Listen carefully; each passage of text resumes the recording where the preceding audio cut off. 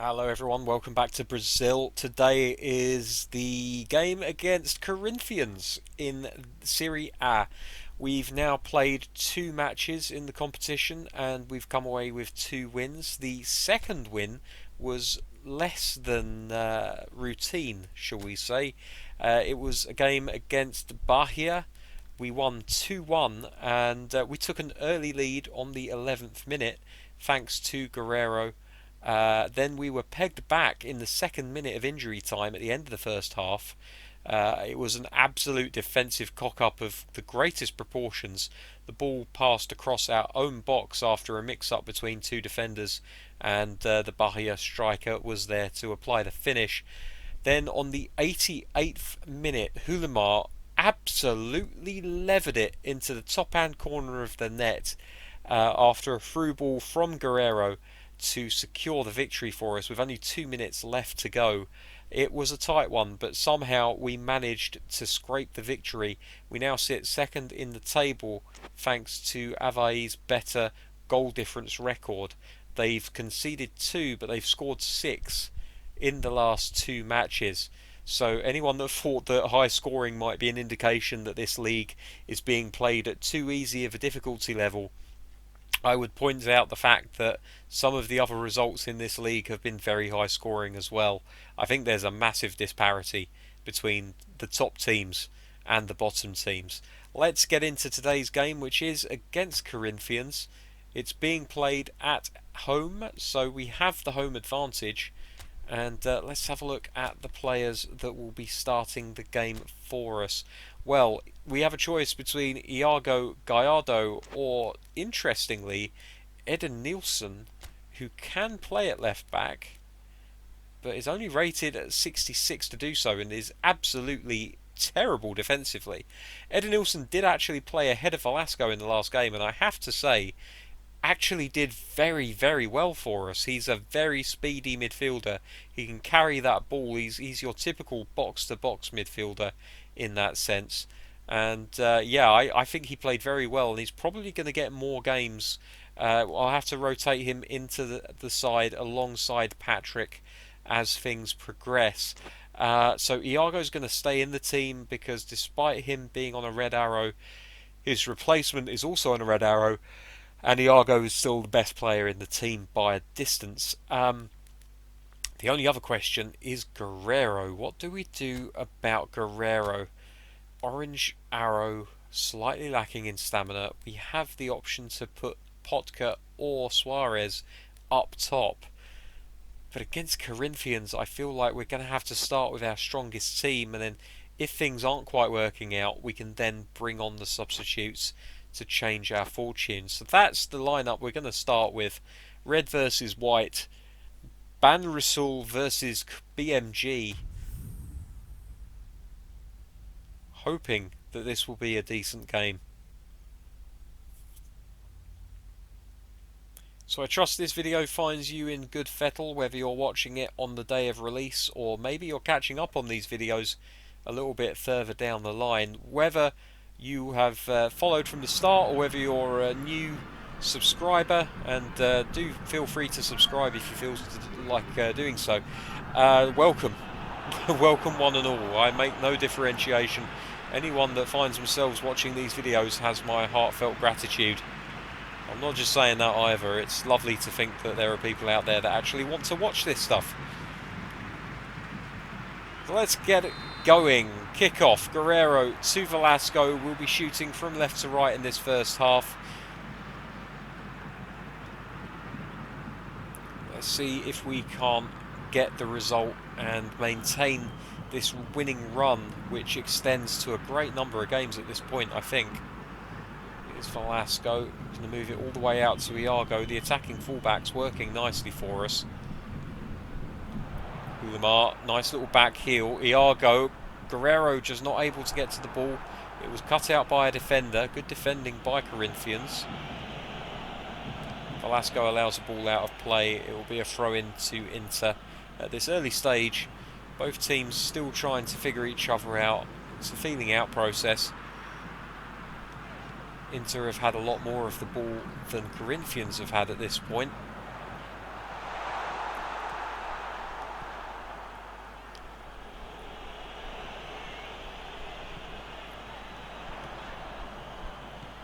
Oh, very nearly for Hulimar. It was the right idea, a 1-2 between him and Guerrero. The ball wasn't quite right, unfortunately. Corinthians do a good job with their own 1-2 of getting around the attacking player on the right-hand side, Lopez. And they remain in possession, playing it patiently down the left-hand side, now moving it more centrally.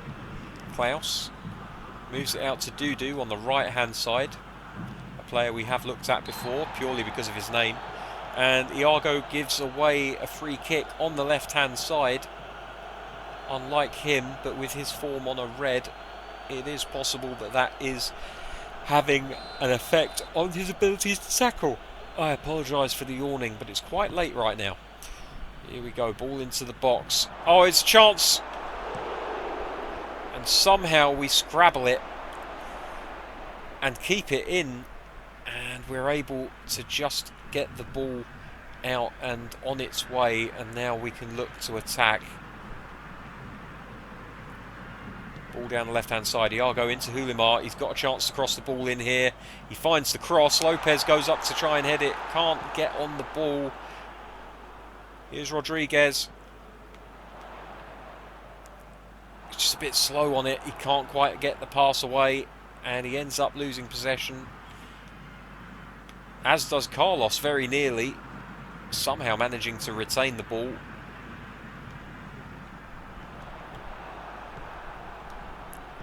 It's Enrique.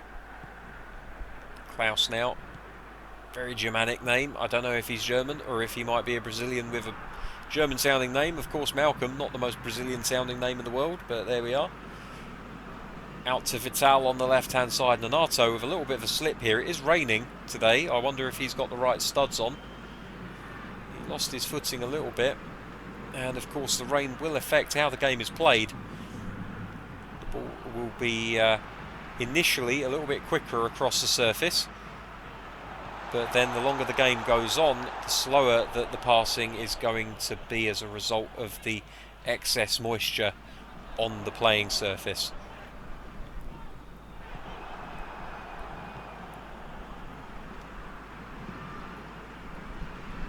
Lovely pass sprayed out to the right hand side there. And Soronosa, he's got a chance here. If he can find the right ball into the box, he could cause trouble for Inter. It comes off of the defender and goes out for a corner kick.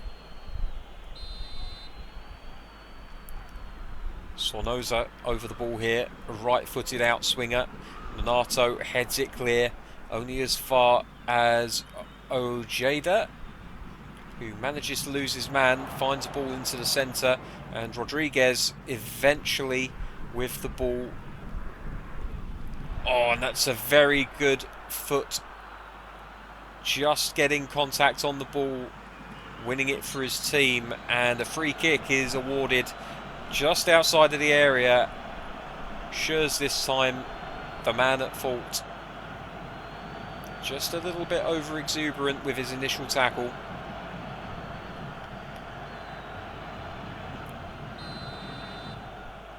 Be Sornosa to whip one in again on his right foot. In it comes. Schurz gets up to head it clear. And Guerrero now with the ball. Plays it to Nonato. Slightly wider of him.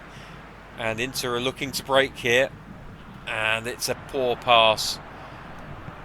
Corinthians get the ball back, and now they can build up from the back.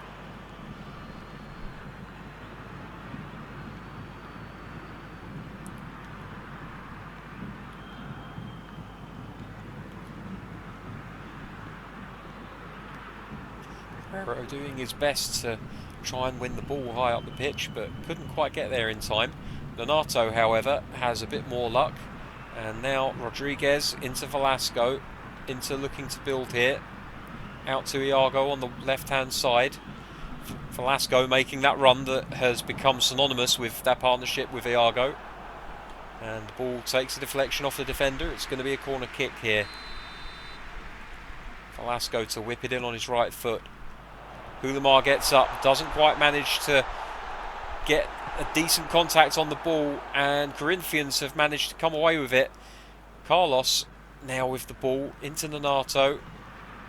Guerrero. Humar, I think, was offside, but it never got to him, so the referee's allowed play to continue. And there's the whistle for half-time. A testy first half, not too many opportunities for either side. 0-0 here. And hopefully we'll see a little bit more action in the second half. Only one shot between the two teams in the first half. It never really threatened. There was a bit of a scramble in front of the Inter goal, but it came to nothing in the end. So here we go, Ralph with the ball. Back to Klaus, into Ojeda. Dudu now. Back to Klaus again. Into Ralph. And he got a touch on the ball, but couldn't keep it under his control. The front players doing their best to put a little bit of pressure on these defenders. Stop them from being able to pass it too easily. Mailton picks the ball up. Oh, Rodriguez just dwindled on it a little bit too long. Here's Nonato, won the ball, played it back to the defender. It was the easiest ball, the safest ball. And then that ball was anything but. It's been picked up by Corinthians again. They get another opportunity now. They move it down the right-hand side very efficiently, very quickly. But Iago, despite his form being in question, has won the ball there. Hulimar, Guerrero, into the middle, Lopez, and Casio did the number crunching and calculated exactly where he needed to be and did a very good job of it. Yes, that was a calculator joke for anyone not quite sure. Ralph, Lopez not quite able to get to it, but it's appreciated that the strikers are still putting pressure on these players. Rodriguez giving away another penalty, free kick. Mailton nice and easy with the tackle there. And there's a ball through to Guerrero. And again through to Hulimar, and there's a chance here for Inter. And at the second time of asking, Hulimar has put the ball in the back of the net. It was a poor attempt at a finish first time round. He tried to put it across the goalkeeper, but it was a lucky rebound which fell to him, and he was calm and collected enough to put it in at a reasonably tight angle.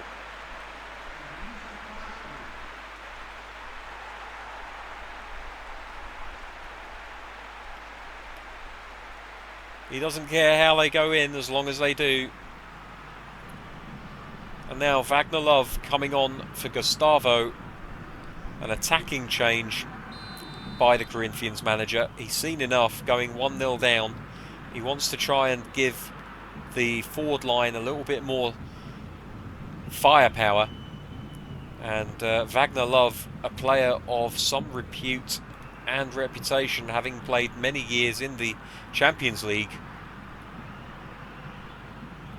now gets his chance against Inter here. And he will indeed be leading the line. He's taken up a position as the central striker.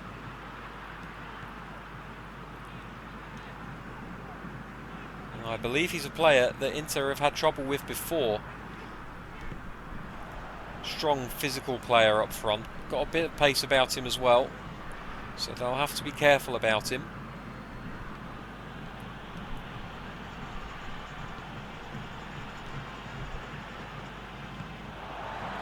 Ball goes out of play. I think it's going to be a throw to Inter. And it is. Mailton gets the ball back in play. It's with Carlos. Nonato. Rodriguez. Velasco now. Out wide left to Iago. He's got no one ahead of him, so he plays it back to Schurz. Schurz is making a rare foray into the other half.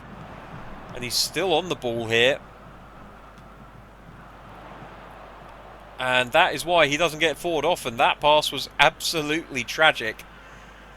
Iago can't believe that that pass was allowed to happen.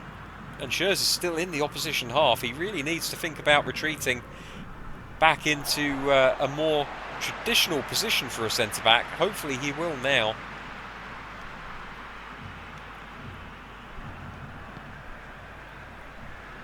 And he's now back amongst friends at the back of the Inter defence.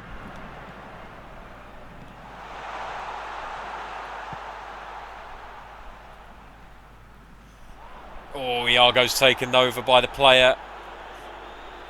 And the referee, amazingly, has given nothing for it. Not even a free kick. Unbelievable refereeing here. The fans can't believe what they're seeing. They think he's been paid off. I don't blame them. I suspect the same myself.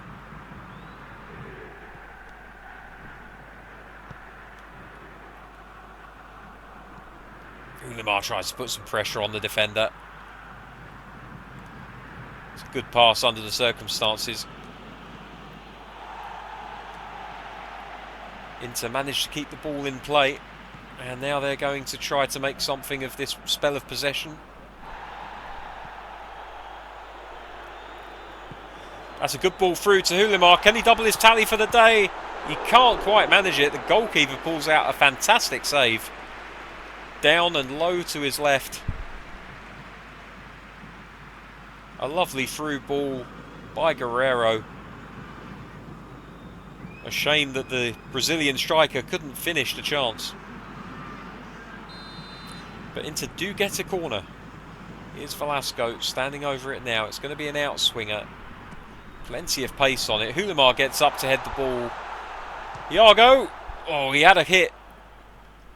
And another hit here from quite some distance. And sometimes that's why you take these chances, because it goes out for another corner. A shot from all of 40 yards. Probably even further. And it still resulted in another attacking opportunity for Inter. An outswinger for Velasco here. He's going to put plenty of pace on this ball. Guerreiro underneath it. Can't quite get to it. Rodriguez. Another deflection. It's going to be yet another corner to the men in red.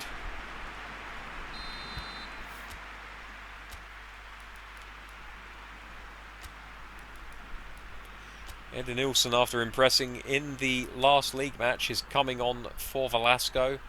And Lopez looks like he's going to need a rest. So Suarez is coming on for him, and it looks like Potka is going to get an opportunity at centre forward. So all three changes made, unusually enough, during a corner. We'll have to see whether maybe one or two of the players came on with some instructions for their teammates from the manager. And Nilsson swings it in. Potka looks to get on top of it, and the ball falls harmlessly into the hands of Cassio. Oh, Suarez nearly getting a foot on that there. They're playing a risky game by passing it so closely, especially so close to their own goal. Donato, Ulimar's going to look to get onto this. The front three, again, just really trying to put pressure on their opposition numbers, and it succeeded here. They've got the ball.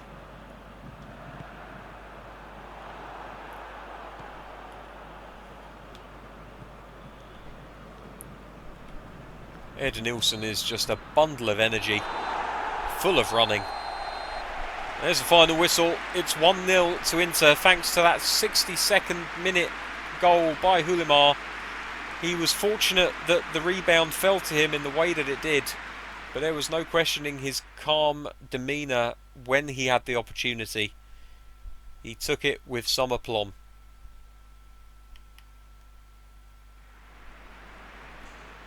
There's the stats. You can see Inter really a game of two halves for them. 7 shots in the second half, 4 of them on target, and of course one of them ending up finding the back of the onion bag. Corinthians unable to improve on what they did in the first half. 1 shot not troubling the goalkeeper. The scramble was as good as it got for them in the end. And Ulimar, unsurprisingly, coming away with the Man of the Match award for this game. The match winner.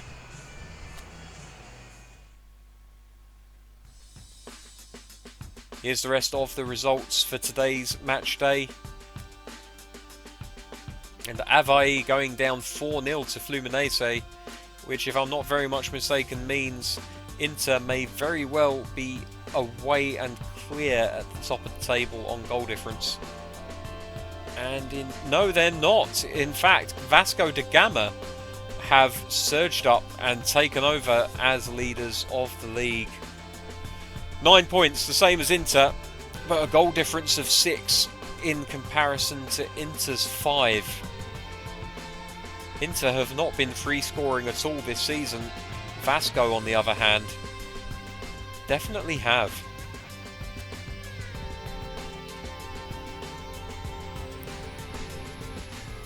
And so that brings the end of another episode of the Champions League, of the Master League here in Brazil.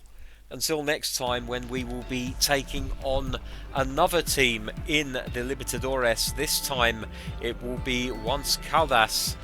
Thanks very much for watching. I'll leave you with this cinematic. Take care. Bye bye.